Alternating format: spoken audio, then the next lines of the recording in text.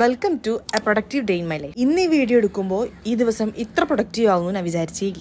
ഈ പ്രൊഡക്ടിവിറ്റിനെ കുറിച്ച് അല്ലാണ്ട് ഞാൻ പറയണം. അത് പിന്നെ പ്രൊഡക്റ്റീവ് ആവണമെന്ന് ഒറ്റ രാത്രിയോട് തീരുമാനിച്ചാൽ അത് നമ്മുടെ ശരീരം കൂടി സമ്മതിക്കണ്ടേ. അങ്ങനെ ശരീരത്തിന് വേണ്ടി വിശ്രമമൊക്കെ കൊടുക്കും. പ്രൊഡക്റ്റീവായിട്ട് ഞാൻ ഇന്നതേ രാവിലെ തന്നെ ചായക്കുള്ള പാല് വാങ്ങാൻ വേണ്ടി പോയി. ഞാനെന്താ വെള്ളം കുടിക്കണമെന്നാണോ?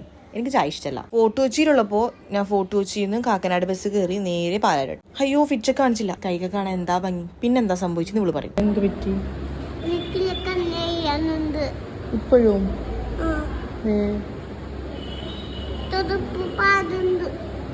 ചുമപ്പ് പാടുന്നു അല്ലേ?